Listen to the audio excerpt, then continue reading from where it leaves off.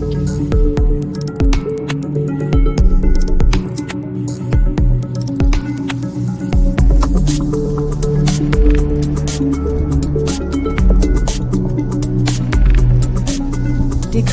AI. Olá a todos, sejam bem-vindos a mais um Decoding AI, comigo Marcos Castro e o Pedro Guiar. Conversas, é aquilo que nós vos queremos trazer sobre o impacto da inteligência artificial nos negócios, na gestão, na liderança. Hoje temos connosco o Afonso Pinheiro, que é co-founder da Please e de outras ventures também, como nós também vamos depois falar um bocadinho mais à frente. Aliás, esse será também um dos desafios, é perceber como é que o Afonso gera todas estas bolas, digamos assim, que tem no ar. Como é que prioriza, como é que define efetivamente o seu dia-a-dia. Vamos começar aqui nesta parte inicial, falar um bocadinho mais da Please. É uma área nova aqui no podcast que nós vamos trazer pela primeira vez, que é o impacto da inteligência artificial no setor da restauração, no delivery também, porque a Please acaba por ser aqui uma plataforma SaaS que ajuda, no fundo, os restaurantes a aumentar as vendas precisamente no delivery, automatiza promoções, analisa dados de desempenho, dados da concorrência, portanto, no fundo, fornece um conjunto de insights baseados em inteligência artificial para que o negócio possa extrair o máximo de valor, então, do delivery. Portanto, dito isto, Afonso, seja muito bem-vindo ao Decoding AI se calhar, começando um bocadinho por perceber quem é que tu és, conhecer-te um bocadinho melhor e como é que, no fundo, surge a Please neste dia-a-dia. Aliás, surge a Please com todo um outro conjunto de ventures. Certo. Então, antes de mais, obrigadíssimo aqui também pelo convite para poder participar e também parabéns pelo trabalho que já têm desenvolvido ao longo destes variedíssimos e dezenas de episódios que têm feito.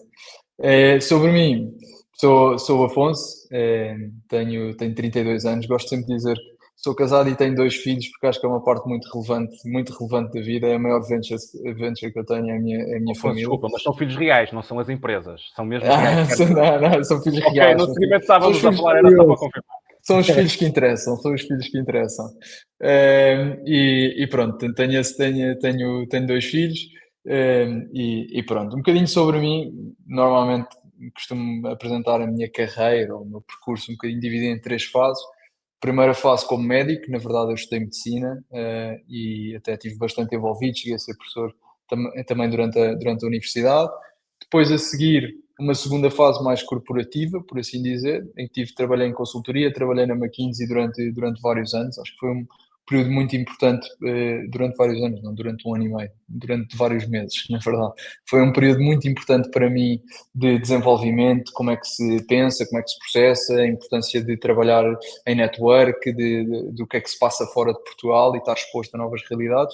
Depois, um terceiro momento, que é este momento do empreendedorismo, que arranco com a oportunidade incrível de me juntar à equipa da PowerDot no início, e depois acompanhar o crescimento da empresa e depois lançar-me aqui nesta área da restauração, com a Please, que tem sido aqui uma aventura também muito grande. Ou seja, então se calhar só um bocadinho antes de avançarmos, e para quem não está a ver ou ouvir, eu acho que tens aqui uma mensagem muito interessante também, que é esta capacidade de adaptação e, no fundo, ao longo dos anos, te ires adaptando ao mercado e também àquilo que tu próprio procuras, às tuas necessidades, entre as expectativas, e se calhar, lançar-te este desafio, se calhar antes entramos aqui um bocadinho nas operações da Polícia, que é então como é que um médico se torna empreendedor? Ou seja, o que é que tu não encontraste? Ou, por outro lado, o que é que tu encontraste hoje que, na verdade, te fez ficar com este bichinho? Na verdade, essa é uma pergunta que muitas pessoas me fazem. Como é que aconteceu isto? Na verdade, eu, quando foi na altura de escolher ir para a medicina, eu já estava algo indeciso entre ir para a medicina ou ir para uma área mais de gestão. Sempre tive esta dúvida. E eu sempre quis fazer alguma coisa que tivesse uma missão muito concreta e uma missão muito forte. Tipo, as coisas para mim têm de fazer sentido fazer na vida, pronto. E daí esta indecisão. E depois percebi às tantas que fosse para gestão, não podia ser médico, mas fosse para medicina, podia ser gestor e que, portanto, na prática, até podia um bocado adiar a decisão e até ir por um percurso profissional potencialmente interessante. E, portanto, foi isso que eu fiz. Enverdei pela medicina, foram 6 anos muito giros, de imenso estudo, de aprendizagem de coisas brutais.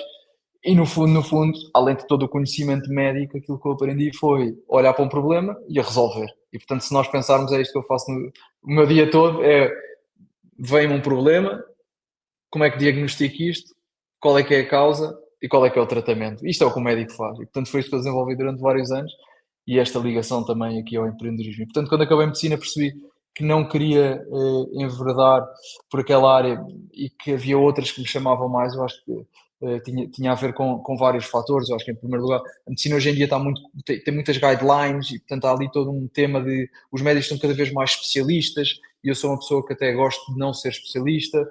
A medicina é tipicamente uma coisa local, não é? A pessoa pode ir a conferências internacionais, pode estar ligado, mas está muito dependente do próprio país onde está. Isso era uma coisa que me fazia confusão. Aliás, estou-me a ligar de Madrid agora, por exemplo, porque para mim é mesmo relevante este ambiente internacional. E pronto, e portanto às tantas percebi que o que fazia mais sentido era ir por gestão e depois começar as minhas próprias aventuras. Sim. E faz todo o sentido essa analogia. Pedro, antes de irmos... E tu, antes de ir, digamos, para a gestão mesmo de uma empresa tua, tu passas para uma McKinsey, por alguma razão como é que foi essa passagem? Foi um acontecimento imprevisto ou era algo que tu procuraste, que foi estruturado? Na verdade foi estruturado, ou seja, eu já sabia que queria potencialmente acabar a construir as minhas empresas, mas eu sabia que não tinha o skill set necessário para o fazer. Eu dou-vos um exemplo, eu entrei na McKinsey e eu nem sabia o que era um P&L. Portanto, eu não sabia como é que se calculava, não sabia o que era uma balance sheet. Eu lembro de estar numa reunião lá o manager me disse: Afonso, tens de fazer um ROI disto. Eu, o que é isto? O que é que ele me está a falar? Portanto, tinha muita consciência que me faltava essa parte e, portanto, foi programado querer ir para a consultoria e ter exposição a esse mundo corporativo. Pá, fantástico. Chegando agora então à Please, e portanto focamos aqui nesta área da restauração. Se tu tivesses que olhar e, no fundo, partilhar um bocadinho quais é que são os maiores desafios operacionais que os restaurantes enfrentam atualmente e que impactam na gestão diária deles, quais é que são, no fundo, estes desafios e depois como é que, na verdade, surge a Please para, no fundo, ser uma solução para estes mesmos desafios? Só aqui pensar como é que estruturo isto, mas basicamente eu acho que os restaurantes, se nós pensarmos, são dos negócios mais difíceis de gerir. Aquilo é um negócio que é mesmo difícil de gerir. Ainda por cima tem um tema que é: a maioria dos restaurantes são negócios mais ou menos pequenos e que, portanto, não têm imensa estrutura para ter outras pessoas e são altamente complexos de gerir. Quer dizer, um dono de um restaurante tem de gerir inventário, tem de gerir encomendas, tem de gerir como é que tem os clientes, tem de gerir staff, tem de gerir o menu, tem de gerir as plataformas de delivery. Pronto. E, portanto, a gestão de um restaurante é mesmo muito complexa. E eu acho que aqui foi uma das coisas que nós percebemos na Please. E depois, adicionando a isto, é um negócio em que as margens tendencialmente são curtas e, portanto, todos os desafios dos restaurantes, que operacionalmente já são complexos, ainda se agravam um bocadinho também por este tema das margens. Pronto. Portanto, é um bocado difícil identificar assim quais é que são as 2 ou 3 coisas mais importantes para um restaurante, mas eu acho que há uma que é clara e que é aí que a Please entra, que é a gestão de margens no delivery. Portanto, como é que um restaurante ganha dinheiro no delivery? É muito difícil para muitos restaurantes conseguir fazer isto. Todo o tema da complexidade tecnológica, eu acho que as pessoas não têm noção, a própria também não tinha, mas um restaurante tem de usar 500 softwares: o software de gestão de equipa, o software do POS, o software de faturação, o software de encomenda, o software com os fornecedores, milhares de coisas. Portanto, como é que esta complexidade tecnológica, e depois como é que eu analiso isto? Pronto, e como é que eu pego em todos estes dados que estão dispersos em milhares de plataformas e eu concluo coisas sobre o meu negócio? Pronto. E portanto eu acho que aqui é que entra a Please, um bocadinho olhando para estes desafios de falta de margens. Há uma complexidade tecnológica brutal, cada vez em evolução, a que os restaurantes e os donos se têm de habituar, e depois está tudo disperso por todo o lado. Como é que eu consigo saber quais é que são os dados reais e trabalhar sobre eles na prática?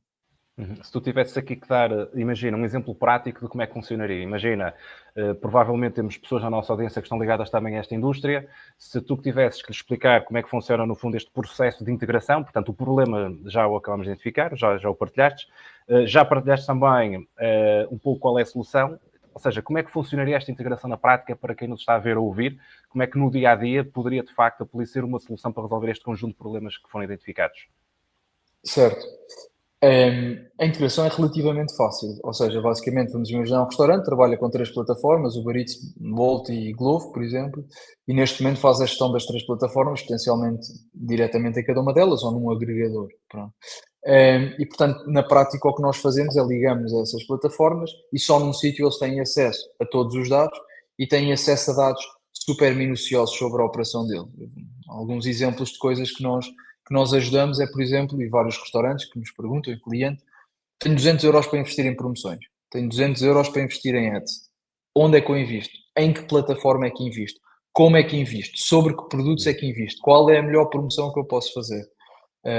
E portanto vamos a essa granularidade com eles e ficamos cada vez mais nessa parte das promoções, que é um tema gigante para os restaurantes. Sem dúvida. É aqui que entra esta parte da IA, no fundo, ou seja, uma espécie quase aqui de marketing de precisão e também de predizer o que é que pode acontecer, face àquilo que é procura e oferta. Sim, é uma das áreas, é o forecasting. Tipo, forecasting de vendas nos restaurantes é difícil, se adicionamos a layer de delivery ainda é mais difícil e, portanto, nós temos, por exemplo, nós no nosso caso desenvolvemos modelos de AI que nos permitem prever quanto é que um determinado restaurante vai vender e, sobretudo, qual é que vai ser a reação a determinadas promoções ou determinadas campanhas e determinadas alterações que o restaurante faça. Temos outros modelos, temos modelos de agregação de dados, por exemplo, coisas tão simples como vamos imaginar que eu quero saber, por exemplo, isto é super interessante, mas vocês pensarem, por exemplo, eu quero saber, os meus clientes estão a vender Coca-Cola, por exemplo, eu quero saber o preço de venda da Coca-Cola. Aquilo na API Call, há um que escreve Coca espaço Cola, outro escreve Coca-Cola tudo junto, outro Coca traço Cola. Portanto, depois tem de haver modelos que nos permitam identificar que Coca-Cola é o mesmo produto para depois conseguirmos fazer comparações de pricing, por exemplo. Portanto, esta parte também de comparação de menus, de comparação de produtos, de trabalhar a palavra, de identificar que a água 30 centilitros não é comparável com a água 20 centilitros, que tem de ser feito um ajuste, não sei, tudo isto são modelos que nós desenvolvemos, sim. Afonso, portanto, a vossa solução é uma solução que também, digamos, pelo que eu percebi, é muito linkada ao delivery, portanto, aquela complexidade, ela não resolve essa complexidade de vários softwares que os restaurantes têm, mas não é só muito específica para o delivery.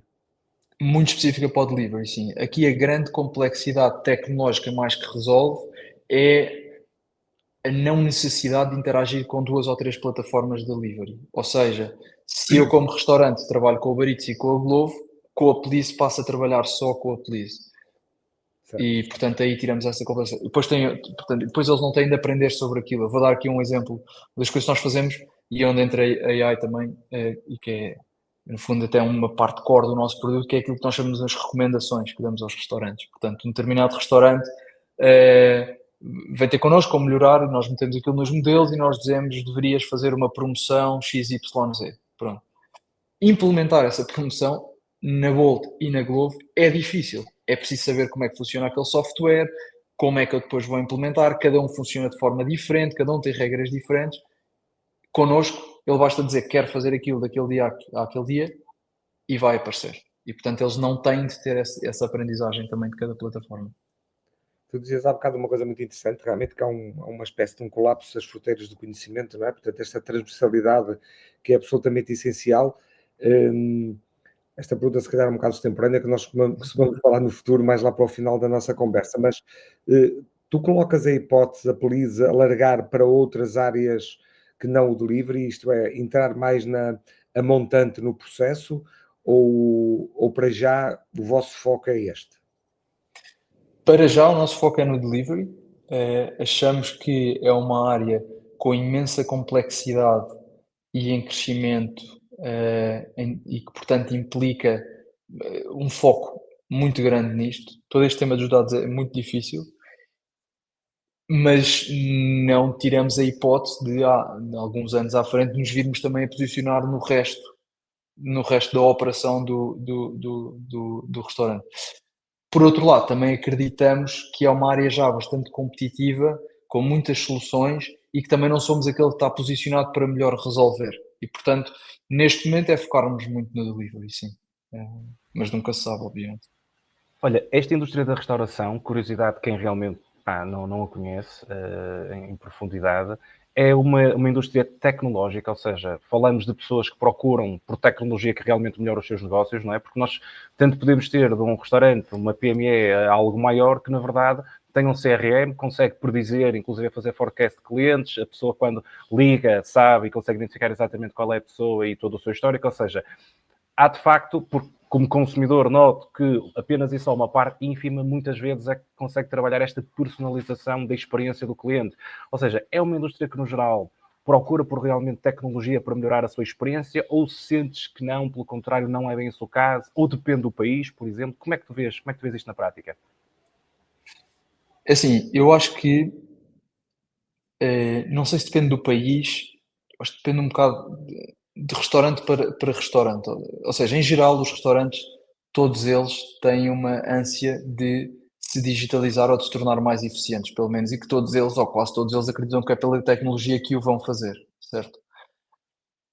Mas isso não significa que tenham tempo depois para fazer isso. É uma coisa que nós vemos imenso nos nossos clientes, que é, quer a Please, quer imenso trabalhar convosco, quer imenso esta solução, depois estão a trabalhar connosco, mas depois não têm tempo. E depois também não têm tempo para explorar as ferramentas ao detalhe.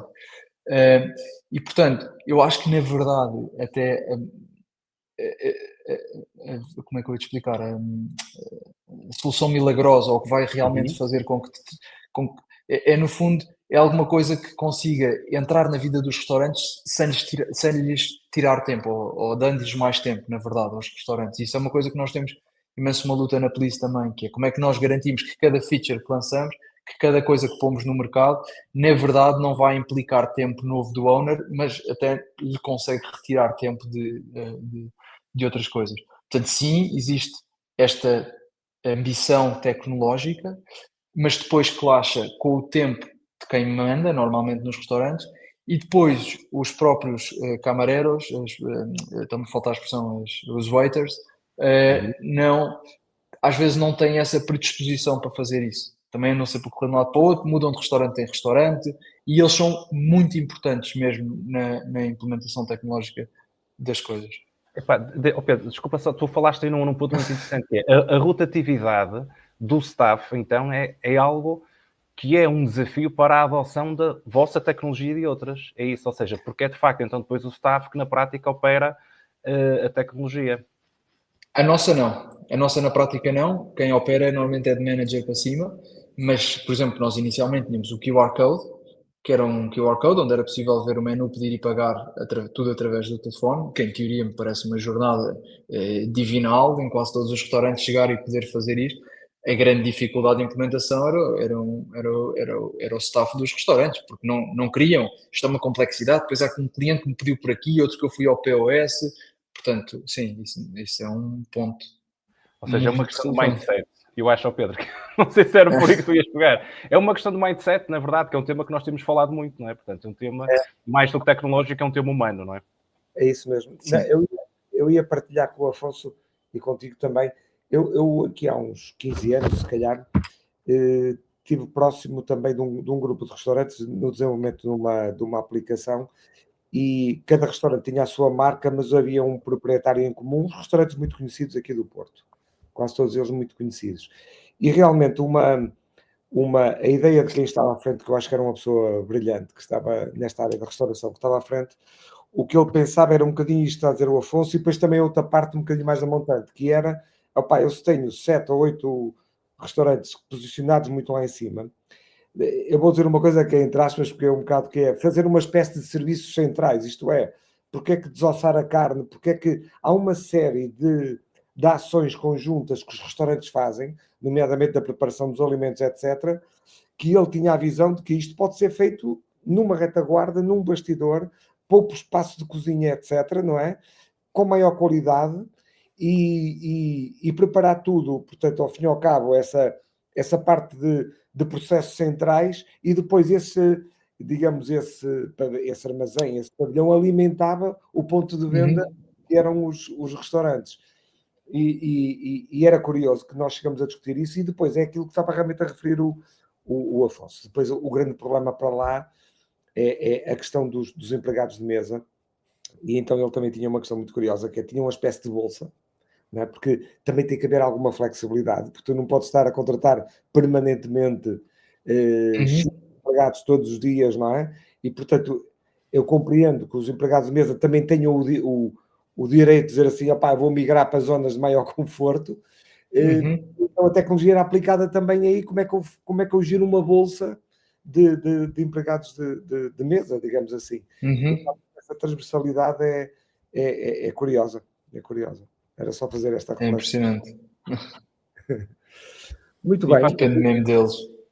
Então, se calhar colocando aqui de uma outra forma, Afonso, quais é que são os desafios que vocês têm para vender a Police no mercado? Ou seja, como é que esse processo na verdade é feito face à concorrência, seja, no fundo, como é que conseguem vender e, entre aspas, garantir que de facto o vosso produto é utilizado e que naturalmente depois gera recorrência.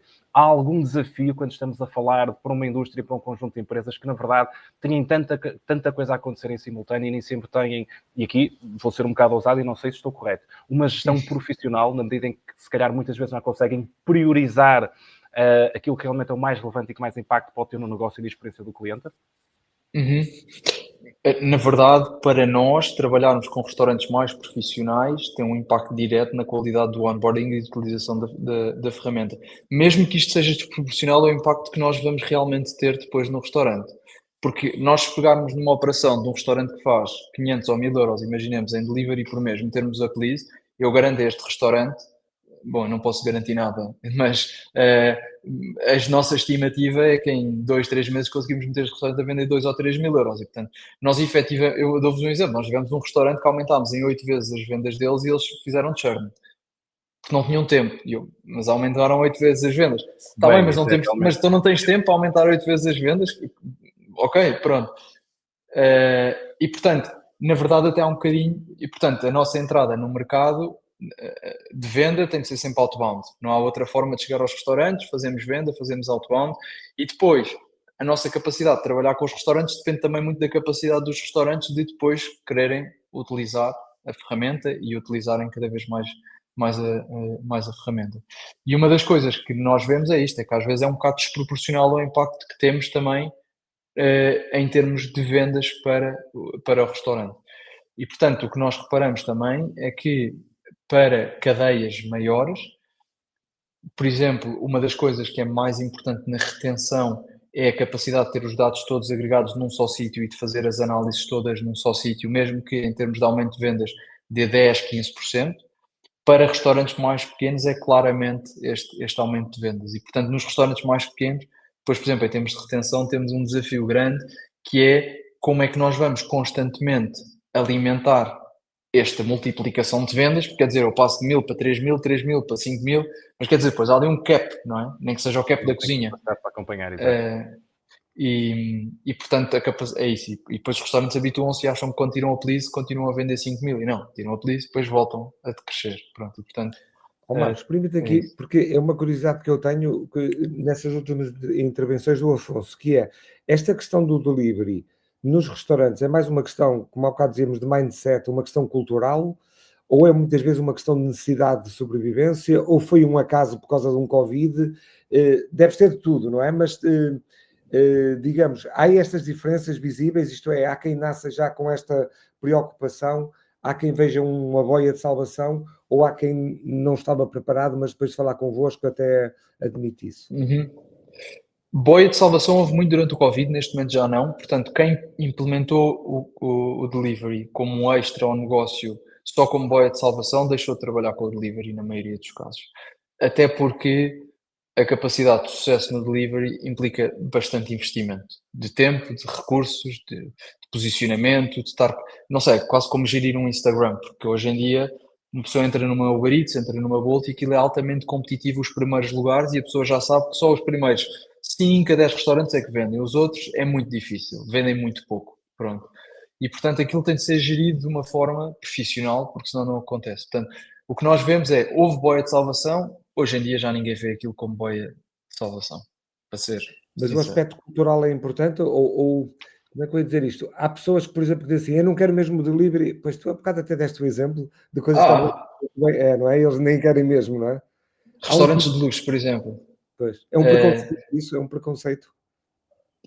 Sim, às vezes é um preconceito que é acreditarem que não vão conseguir dar a mesma experiência em casa do que dão no restaurante, mesmo em termos de comida. Ou seja, por exemplo, uns não sei qual, não sei, se calhar tem um peru super especial, não faço ideia. E aquele peru é excelente, acabadinho de sair do forno, em casa como é que vai ser? E portanto, Pois. Há alguns restaurantes deste género que não se metem no delivery e depois também, claro, os restaurantes mais pequeninos, há aqueles as tascas e tudo isso que se calhar e bem não se querem posicionar no delivery. Certo. Portanto, o que nós vemos é que neste momento os nossos clientes veem o delivery como uma parte, portanto tenho a minha sala e além disso tenho o meu delivery, mas como um negócio, como uma coisa que dão relevância, que dão importância e com a qual querem crescer. Eu acho que dos maiores exemplos disto, por exemplo, só aqui para não me alongar imenso, mas é o McDonald's. O McDonald's alterou-se completamente com o delivery. Quer dizer, hoje em dia é impressionante. O McDonald's tem um McDrive e ao lado a janela do delivery. Eles habituaram-se e, portanto, isto é uma representação do que os restaurantes tiveram de fazer, que era ou crio a minha janelinha do delivery, ou crio o meu investimento no delivery, ou então eu não vou conseguir estar no delivery. Afonso, vocês têm experiência internacional. Achas que nós cá em Portugal pensamos um bocadinho de maneira diferente, as nossas tabernas, que já falaste, mas até em geral os restaurantes, há uma questão cultural, digamos, geográfica e de país também, ou é mais ou menos, digamos, o comportamento é muito semelhante nas diversas geografias que vocês estão? É diferente do lado dos restaurantes. Principalmente eh, como é que eu vou te explicar isto? Principalmente na relevância que dão à capacidade de se destacar. Como é que eu vou te explicar isto? Ou seja, imaginemos, em Portugal se calhar há 2 ou 3 pizzarias boas. E portanto, eu se calhar faço uma promoção e resulta.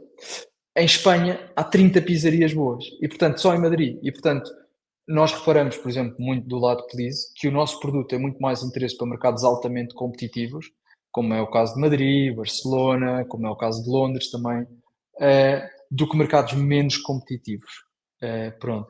E obviamente que isto depois, em termos de comportamento dos restaurantes, é diferente, porque um restaurante que mete uma pizza no delivery e vende é completamente diferente de mete uma pizza e de repente não vende nada. E portanto, também o mindset, a profissionalização, o investimento que fazem é diferente de geografia para geografia, e aliás, é uma das razões pelas quais priorizámos Espanha também no nosso roadmap de crescimento.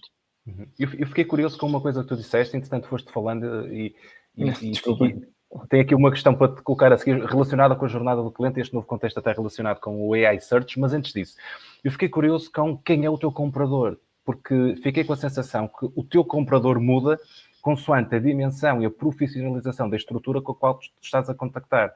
Não é? Se calhar, se é um restaurante mais pequeno, é o dono, se é algo com uma gestão muito mais profissionalizada, quem é que é esse, qual é o role que essa pessoa ocupa? Continua a ser o responsável, o CEO, o dono, ou é uma outra pessoa? Quem é que é o comprador? Tu vais ter nestes diferentes perfis? Assim, muito high level, divide em 3 perfis, que é restaurantes mais pequenos, com 1, 2 restaurantes, 1, 2, 3 restaurantes, é o dono, claramente, o dono está envolvido. A partir daí, normalmente já tem um Operations Manager, é o Operations Manager com quem trabalhamos. A partir de 10, 15 restaurantes começam a ter depois outro cargo que é o Delivery Manager. E, portanto, com o Delivery Manager com quem nós interagimos. Portanto, varia muito também com isto. Com quem é que nós temos mais fit e vemos mais sucesso? São tipicamente com operações entre 3 a 10 restaurantes, trabalhamos muito bem, ou então com grandes grupos. Há um grupo, por exemplo, do filipino bastante grande a entrar em Espanha e em Londres, que trabalham connosco. E a entrada deles no delivery foi toda feita lado a lado connosco. Marcos, deixa-me só perguntar porque é curioso. Vocês normalmente, como é que é a vossa ação comercial? Vocês procuram ou são procurados? Como é que acontece normalmente? Por exemplo, esse grupo filipino encontrou-vos? Como é que aconteceu? Foi um boca a boca, um word of mouth dos clientes?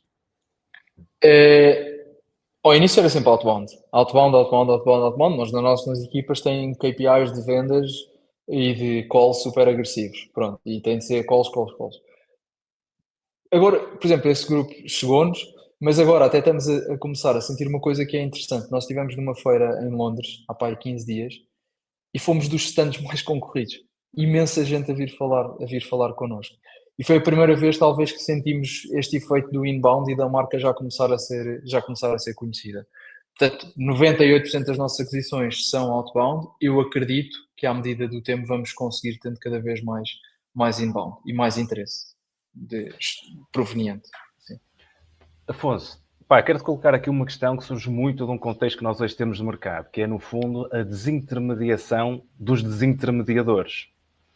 Ou seja, tal como Como é que tu... é? a desintermediação dos desintermediadores. Ou seja, imagina um Ok. Airbnb ou um próprio Uber Eats. Ou seja, tu, para fazeres encomenda, por exemplo, de refeição, ou, por exemplo, se queres fazer uma reserva de uma estadia ou de um alojamento, tu utilizas um intermediador, neste caso, que é o Booking, por exemplo, como tens do Uber Eats Certo. para, neste caso, a comida ou a Glovo, em vez de estás à procura tu, manualmente, por 10, 15 ou 20 restaurantes e estás a ligar para cada um deles para perceber os menus. Portanto, tens esta aplicação, estas plataformas que te fazem essa desintermediação. Lá está, por exemplo, no teu caso, Uber Eats, Glovo, entre outras.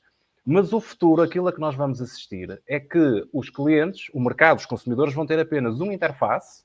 Esse interface pode ser um telemóvel ou outro, e vai ser a partir desse interface que eles vão dizer, olha, hoje quero almoçar isto, e, na verdade, este agente, aquilo que vai fazer é encontrar a melhor solução. Portanto, ele próprio vai negociar diretamente com todos estes intermediadores, e ele próprio vai encontrar a melhor solução. Por exemplo, imagina que alguém está em Madrid, quer almoçar pizza, tem 30 pizzarias em Madrid, como referiste há bocado, e este agente sabe e conhece os gostos desta pessoa, e é este agente que vai negociar com todas estas plataformas, percebendo quem é que tem o preço mais barato, se a Uber Eats que tem uma promoção, se a Glovo não tem, qual é o tempo de entrega, para no final apenas e só entregar à pessoa em sua casa o produto que ela efetivamente pediu.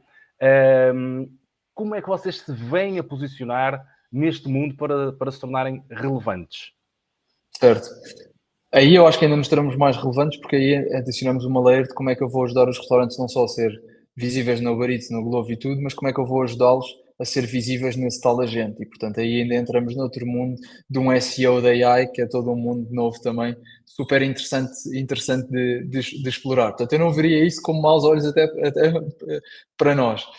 Agora, eu não tenho a certeza absoluta é se esses agentes não vão ser desenvolvidos dentro de cada uma das plataformas e uma pessoa fica fiel ao Uber Eats, ou fica fiel à Bolt, ou fica fiel à Glovo, não é? E, portanto, eu não acredito, aqui no mundo do delivery e noutros posso ter uma crença um bocadinho diferente, que se vá perder tanto esta experiência para um agente externo, porque esse agente externo vai estar altamente dependente da plataforma logística que representam hoje em dia a Uber Eats e tudo. Portanto, já houve muita gente a tentar replicar os modelos das plataformas de delivery e é mesmo complexo. É mesmo difícil todas as rotas, ter drivers, depois uma pessoa faz uma encomenda, tem que ter a encomenda em 15 minutos. Não sei, eu hoje chamei um Bolt, por exemplo, para ir para o aeroporto de manhã e não havia Bolt, fui chamar Uber. Quer dizer, não pode acontecer, isto não pode acontecer. E, portanto, é mesmo difícil e estamos a falar de uma plataforma que, em teoria, é isto que faz, não é? Portanto, respondendo aqui à pergunta, se calhar em dois aspectos, que é se eu acredito que essa visão vá acontecer ou essa desintermediação da desintermediação, não sei se bem será assim a expressão, que eu diria que essa experiência vai acontecer dentro das plataformas, portanto, numa Glovo ser capaz de dizer hoje apetece-me alguma coisa saudável, diz-me. Acho que esse agente vai estar sempre muito dependente das plataformas logísticas em que a Glovo, a Uber Eats e a Bolt estão assentes. E em terceiro lugar, para a Please, I would welcome esse mundo, porque na verdade isso significa que nós teríamos então de nos meter ainda mais num novo mundo que eu acho que ainda é mais complexo do que aquele que nós estamos hoje em dia para os restaurantes. Não sei. Sim, olha, dando um exemplo prático, por exemplo, tu falaste da restauração e falaste há bocado da Bolt. E tu disseste, eu na Bolt não consegui ter um transporte, tive de ir à Uber. A lógica é exatamente esta, tu não tens de ir a nenhuma destas aplicações de forma individual, tu tens algo centralizado, portanto é para pedires um carro, pedires comida, o que seja, reservares as tuas férias, e é o agente que vai, através de ti, de acordo com aquilo que é o teu briefing, digamos assim, encontrar aquele que é o player no mercado, via API, negociando com a tua prévia autorização, muito relacionado atualmente em blockchain. Já nos Estados Unidos com o ChatGPT, os agentes já saíram. Ou seja, isto é feito via LLM. Este agente, eu não concretizei, mas por acaso até tinha aqui nos apontamentos, que é exatamente, tu vais a um ChatGPT e é através do ChatGPT, como tens hoje a integração com a Amazon e o próprio e-commerce e outras plataformas, que é tu compras diretamente no chat e aquilo que ele vai fazer é encontrar a plataforma de e-commerce com o produto que tu queres, independentemente de qual é a plataforma de e-commerce. E aqui seria exatamente esta mesma lógica, ou seja, acaba por ser um desafio, mas como tu dizes, e muito bem, uma enormíssima oportunidade, até para uma plataforma como a vossa, tornar mais relevante os restaurantes com os quais trabalha, precisamente nesta pesquisa que é feita com esta interface, como por exemplo o próprio ChatGPT. Nós, na verdade, não na Pedidos em restauração, mas outra empresa que eu estou bastante envolvido, que é a ImportTrust. Basicamente, o que nós fazemos é importação automóvel de uma forma digital. Portanto, a pessoa procura-nos na internet, quer importar um carro, encontra-nos e trazemos o carro. Tipicamente, o nosso maior canal de aquisição sempre foi Google. As pessoas iam ao Google, diziam importação automóvel, nós aparecíamos lá e trazíamos. E foi assim que fizemos. Nós estamos a vender cerca de 200 carros por mês neste momento e foi assim que a maioria dos carros, os 3.000 primeiros carros que vendemos foram assim. Hoje em dia, a maioria das pessoas já não vão procurar ao Google, vão procurar ao ChatGPT. Olha, como é que eu faço a importação de carro para Portugal? E lá aparece, a importação de carro para Portugal deveria ser feita com alguém que a saiba fazer e aparece a ImportTrust em primeiro lugar. Isso é uma preocupação gigante que nós temos, é como é que nós vamos constantemente influenciar os modelos da AI para garantir que a ImportTrust aparece constantemente à frente. Pronto. E portanto, acredito que talvez possa acontecer também na restauração mais tarde ou mais cedo, se depois estiverem conectados à parte operacional das Uber Eats e das Bolt e tudo isso. Acho que é uma oportunidade linda de se explorar. Eu próprio estou ainda curioso por ver como é que... Eu próprio ainda não sei bem como é que se influencia esses modelos, portanto acho que é aí todo Eu acho que estamos todos nós à procura ainda, estamos a testar, a experimentar, porque os próprios modelos estão neste momento a evoluir, eles próprios. Aliás, uma das questões que é qual é que é o modelo de negócio que nós, na verdade, vamos acabar por ter dentro das LLMs, qual é que vão ser os incentivos, porque assim, tal como o Google monetizou aquilo que é o teu ranqueamento, não é? Apesar de teres a parte orgânica, este ranqueamento que é feito, tu na verdade vais pagar para seres mais relevante, para teres posições mais relevantes, para apareceres através de anúncios às marcas ou às pessoas que procuram por uma determinada solução por um problema, mas a lógica será muito semelhante, eventualmente, neste LLMs, ou seja, qual é que serão os incentivos para que nós o possamos fazer. Nós aqui estamos ainda a falar organicamente, não é? De certa maneira, mas haverá outras formas de o fazer. Qual é a resposta? Eu acho que, de uma forma geral, nós ainda não sabemos, porque está a ser construído exatamente no momento em que falei. Sim. Nem sei se eles sabem, aliás, nem tenho a certeza absoluta, porque eu acho que isso, por exemplo, para o ChatGPT, acho que vai entrar aí num tema de queremos, vai haver um clash entre quer realmente dar aquilo que eu acredito que é a melhor solução para o cliente ou quer realmente dar aquilo que é a solução que eu vou monetizar melhor. E, portanto, bastante curioso por ver o que é que vai acontecer também nessa decisão estratégica que eles vão tomar. Sem dúvida. Olha, se calhar então para fechar aqui a restauração, se calhar uma outra questão final para irmos então ao este multipreneurship, que tu já falaste aqui da ImportTrust também, que é, falando especificamente da AI em primeiro lugar e depois mais de um ponto de vista mais abrangente, mas, ou seja, tu sentes que esta tecnologia que nos últimos 4, 5 anos, principalmente, tem sido muito falada, nomeadamente GenAI, tem contribuído realmente para melhorar a experiência dos clientes nos restaurantes, ou seja, não falando agora tanto do delivery em si, mas mais de uma forma geral, da experiência do cliente a nível da personalização. Sentes que, de facto, está a existir esta adoção ou ainda não? É um processo ainda que está gradualmente a ser evolutivo? Do meu sentimento é que não. Ou seja, eu acho que os restaurantes já estão a implementar algum AI, se calhar sem querer, mais através das plataformas que eles já usavam, essas plataformas implementaram AI e isso está a permitir que eles trabalhem melhor. Da minha experiência, e mesmo como consumidor, não vejo que haja uma clara preocupação com a AI na experiência do cliente. Quer dizer, eu ainda acredito que daqui a, não sei, uns anos, seja possível eu chegar a um restaurante e o camarero chegar e dizer: olá, Afonso, já sei que você está a treinar para uma maratona, imaginemos, e portanto, o que é que quer? Isto, quer dizer, ter esta experiência deve ser brutal, não é? Mas acho que nem a níveis muito inferiores isto está a acontecer na prática. É muito interessante, sem dúvida. E tu, imagina, tu conselhos é que darias a um restaurante que no fundo está a iniciar esta jornada de digitalização, ou seja, para quem nos está a ver ou ouvir e que no fundo quer perceber para os diferentes revenue streams que tem, quer no fundo escalá-los. Nesta jornada que no fundo vai passar muito pela digitalização de parte destes revenue streams, nesta parte operacional, tu que sugestão é que dirias, do ponto de vista de stack tecnológico ou de uma outra perspectiva que tu achas que seja relevante para quem quer iniciar esta jornada? Eu acho que daria, estou aqui a pensar a frio, mas eu acho que daria ao restaurante a mesma solução que daria a qualquer outra empresa, que é, em primeiro lugar, perceber para que é que querem aquela tecnologia e pensar um bocadinho quais é que são os objetivos, ou seja, é completamente diferente de um restaurante que diga não, quer ter uma experiência divinal na casa. Ou um restaurante que diga, eu quero ter uma experiência de delivery brutal. Ou um restaurante que diga, pá, eu quero ser o gajo que tem maior gross margin da Ibéria. Ou eu quero, e portanto, eu acho que a primeira reflexão é essa, qual é que é? E depois a partir daí começar a fazer pesquisas um bocadinho de quais é que são as soluções que podem ajudar para esse problema em específico. Agora, para restaurantes que estão a começar, eu diria que sempre foi muito importante a localização do restaurante, a decoração do restaurante, tudo isso. Eu acho que há uma nova layer que estes restaurantes ou que estes donos têm de perder tempo, que é qual é o stack tecnológico que eu quero ter e qual é a forma mais fácil de ter tudo isto e de simplificar ao máximo e não começar logo com 37 ferramentas, que calhar começar com 2 ou 3, entre as quais a Please, obviamente, com 2 ou 3, que lhes permitam depois trabalhar da melhor forma. É a minha sugestão. Epá, fantástico, Pedro. Não sei, queres fechar aqui? Era só fazer um comentário.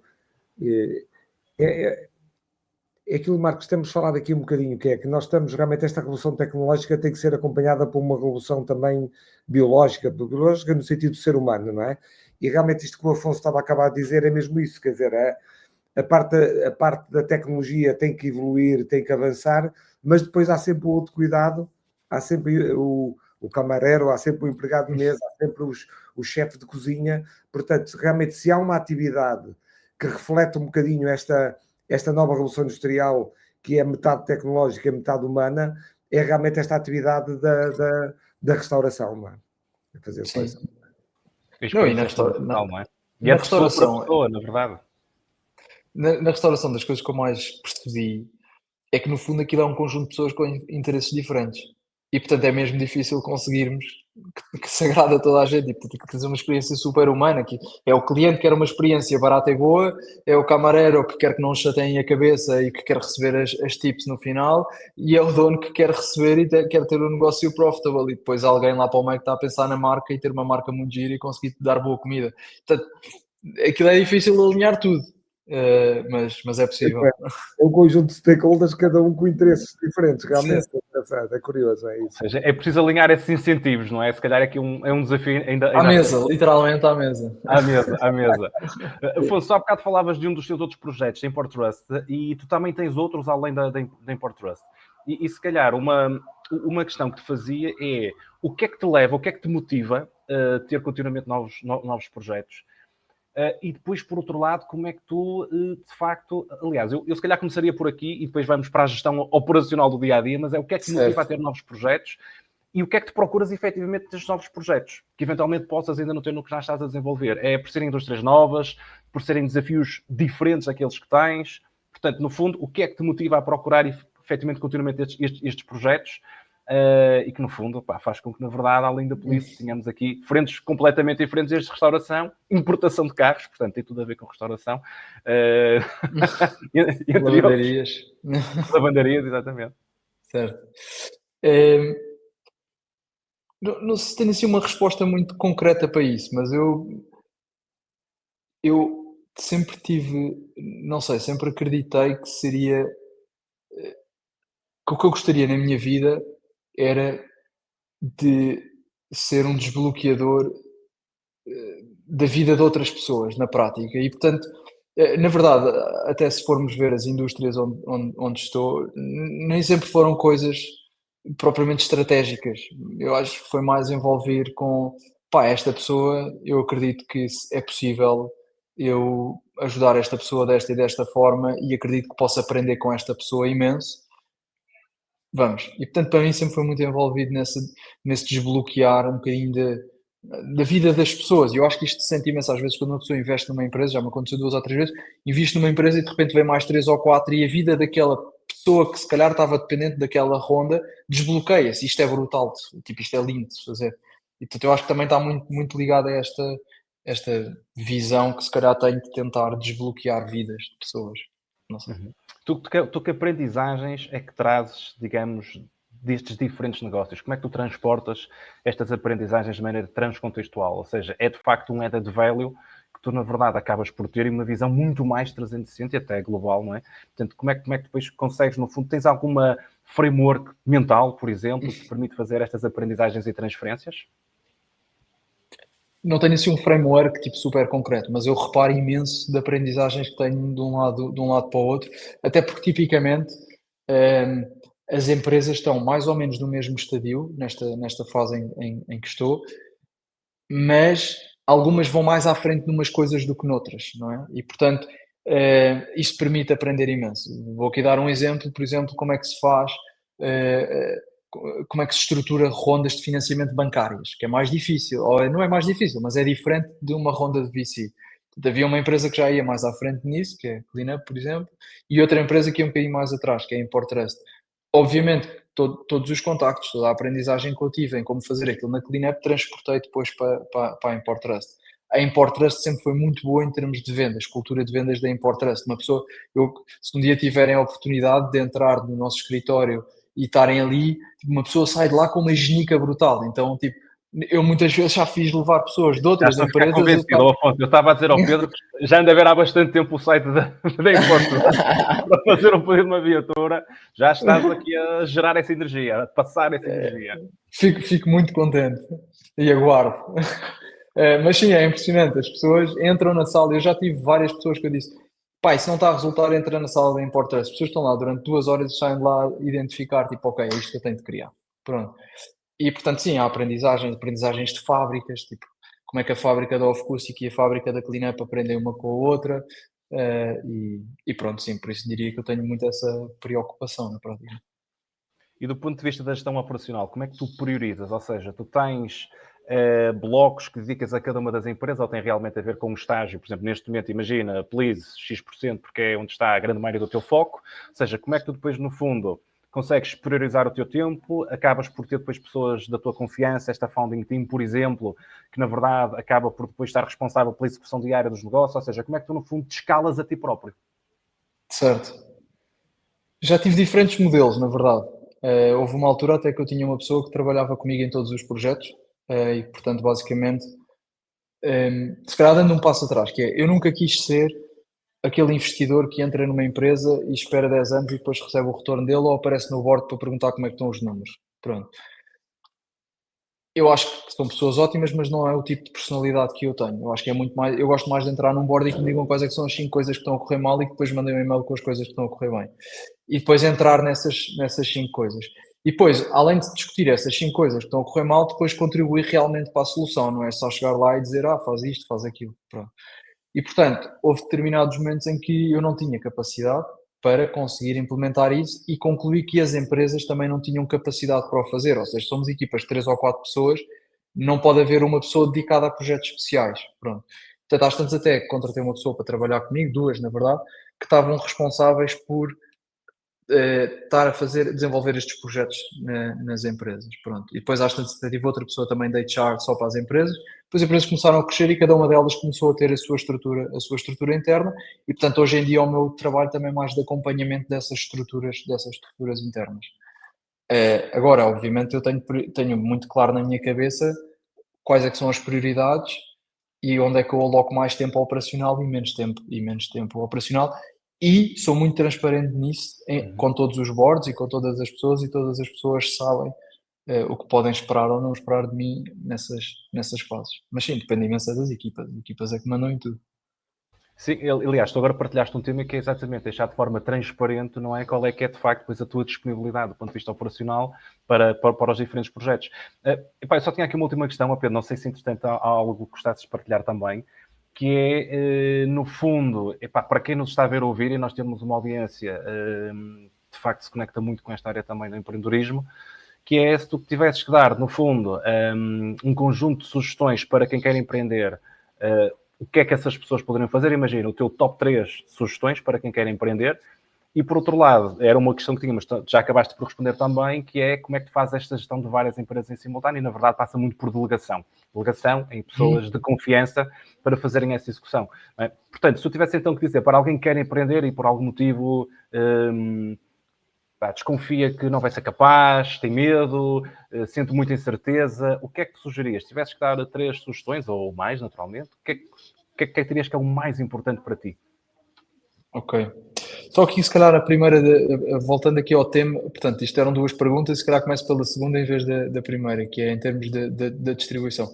Eu acho que há uma coisa também muito relevante e que eu já vi outras pessoas que às vezes tentam ter várias empresas ou falam em ter várias empresas e que no fundo eu acho que acontece uma de duas coisas e eu estou a tentar que aconteça uma terceira, que é ou as empresas ficam todas muito pequeninas ou as empresas acabam todas por estalar e fica só uma que é a empresa onde a pessoa acaba até a dedicar mais tempo. Pronto. Eu gostava de ter uma visão em que seja possível criar mais empresas grandes. Pronto. E uma das coisas que eu tenho reparado é que as pessoas não partilham o sucesso. E isso é das coisas que me faz mais confusão, que é, sim pá, eu tenho um grande CEO, então quanto é que a que ele tem? Epá, tem 0,5% e pago-lhe um grande bónus. Não dá, não. É ao contrário. No fundo, quem está no driving seat tem de ser quem tem mais equity, quem está mais incentivado, quem tem os maiores bónus e o sucesso tem de ser partilhado com as equipas e com as pessoas. 100%, tipo, não há outra forma. Nem que seja por um tema de justiça. Tipo, nem que seja por... Quer dizer, não me faz sentido eu fazer um exit de uma empresa na qual dediquei 3% e outra pessoa dedicou 97% e eu ganhar mais dinheiro do que essa. Não faz qualquer tipo de sentido absoluto para mim. Pronto. Portanto, eu acho que há este tema também que gostava de partilhar e eu acho que há muita gente que erra nisto, que é o não partilhar sucesso com os outros e é fundamental partilhar sucesso. Depois, se calhar ligando aqui à segunda, não sei se Fantástica concordam dica já comigo. agora. Não, fantástico. Não Estava sei se aqui concordam precisamente a comigo. apontar e eu acho, epá, eu acho que traz acima da mesa é um tipo de cultura e de mindset que eu acho que é difícil vermos. E aqui atrevo-me a dizer, e o Pedro acho que também concordarás comigo, se calhar num mercado como o nosso, em Portugal, esta mentalidade, acho que é preciso, pá, efetivamente, ousadia, coragem e visão de mundo para fazer isso. E pá, completamente alinhado, faz todo sentido. Eu, por exemplo, acho que alguns fundos, por exemplo, podiam ter muito mais este mindset do que têm. Às vezes o que se vê, os deals que se vêem, fazer com os founders e com não sei o quê. E se daqui a 3 anos me apetecer vender a empresa, mano, mas que sentido é que isso faz? Tipo, nem estás lá, tipo, meteste dinheiro para aí em 30, tipo, o que é que estás a fazer à tua vida? Só estás a matar o teu portfólio na prática, não é? Pronto. E pronto. Eu acho que 3 ou 4 conselhos a empreendedores não tenho assim nada assim de cabeça. Eu acho que o maior conselho que eu dou a toda a gente é não desistam, tipo, isto é mesmo difícil. E o que é mesmo difícil é que parece constantemente que as outras pessoas estão à frente e que aos outros corre bem e que a ti é que te corre mal. E isto é mesmo verdade. Eu estou aqui a falar e se calhar outras pessoas estão a ver, pá, este gajo está tudo a correr bem e tem não sei quantas empresas e pá, não é assim, tipo, eu tenho mesmo muitas dificuldades no dia a dia e ainda hoje tenho, tipo, e tive anos de me matar a trabalhar e de tudo. Eu acabei de vir de um verão onde dormi 4 horas em média porque tive mesmo de agarrar ali uns projetos muito difíceis e tudo isso. E portanto, isto para dizer que na prática é continuar, é acordar todos os dias e ir para o escritório, acordar e ir para o escritório, acordar e trabalhar. É consistência e é continuar. Pronto. Este para mim é o maior conselho e a maior coisa. Sendo que, na verdade, eu depois acho que há 2 outras derivações, que é uma às tantas, também é saber quando é que é o momento de, ok, este já não é o momento em que faz sentido ser eu no driving seat ou eu continuar. E eu acho que há imensa gente que às vezes fica um bocadinho agarrada a um determinado sentimento, a uma determinada paixão, a um determinado erro, pá, que não pode ser. Uma pessoa não pode fazer um erro porque fez outro erro. Quer dizer, pá, vim para esta empresa, percebi que foi um erro, mas agora se eu me for embora também pode ser um erro. Não, tipo, fizeste um erro, manda isso à vida e segue para a frente o mais rapidamente possível. Isto acontece imenso em empresas early stage que estão a desenvolver um produto, estão super enamorados do produto, ninguém quer saber daquele produto para nada e eles continuam. Não, pá, bora, next. Pronto, e mesmo na vida acho que isto é super importante. Não sei assim mais coisas. Para mim acho que é continuar entusiasmado, estar com as melhores pessoas que conseguirmos e estar mais preocupado com a verdade do que com a partilha constante, que é uma coisa que me faz imensa confusão, aquelas pessoas que partilham imenso e que está tudo ótimo e que não sei o quê, e depois na verdade é tipo, pá, mas vai ver e não está nada, tipo, para quê? E portanto acho que isto é mesmo a busca constante da verdade, acho que é mesmo importante. Pá, Afonso, não tenho muito mais a acrescentar. Acho que é uma fantástica partilha que tu fazes e gosto particularmente esta que tu referiste agora, a busca constante pela verdade. Acho que, e o Pedro, que inclusive recentemente está aqui muito ligado à área da filosofia também, pá, acho que seguramente se identificará. Acho que é uma belíssima forma de concluirmos o podcast. E Pedro, não sei se tens algum comentário final, se Só não... para reforçar muito rapidamente aquilo que já disseste, não é? Desta última parte, realmente eu subscrevo isto. Eu fui um empreendedor a partir dos 40 anos, não é? Sempre trabalhei em multinacionais e depois a partir dos 40 anos, e o que o Afonso disse é mesmo assim. Cheguei a ter quase 70 empresas também e, portanto, eu subscrevo inteiramente aquilo que ele Com disse. 70 empresas ainda falta um bocadinho. E depois, rapidamente, veio aqui no registro, esta partilha de sucesso com os outros. Eu até vou um bocadinho mais longe no sentido conceptual, que é quando se diz porque o sistema capitalista foi o único sistema que resultou, o único sistema económico, digamos, que resultou, mas que tem muitos defeitos. E uma das coisas que eu acho que pode melhorar muito o sistema capitalista é este mesmo, é partilhar o sucesso com os outros. Isto é, o capitalismo não tem que ser o capitalismo do acionista ou do sócio. Pode ser e deve ser, como dizia o Afonso, o capitalismo de quem trabalha, de quem dá ao cabedal, desculpem o termo, de quem insua. E eu acho que isto é uma saída ótima para o capitalismo e não resisto, adorei esta frase, Afonso, de acabar com a reflexão que tu fizeste, que foi: adoro desbloquear vidas das pessoas. Pá, acho que isso revejo-me muito nisso e nunca tive uma empresa dessas sozinho, porque eu acho que uma das grandes missões é mesmo essa, é desbloquear a nossa e a vida das outras pessoas. E eu por mim acabava com este sublinhado desta frase. Agora o vídeo até sai mais bonito. Obrigado a todos. Obrigado. Afonso, muito obrigado pela tua disponibilidade. Acho que foi ótimo, foi excelente.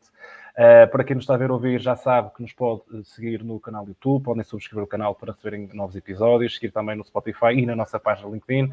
Uma vez mais, Afonso, muito obrigado e até breve. Obrigado.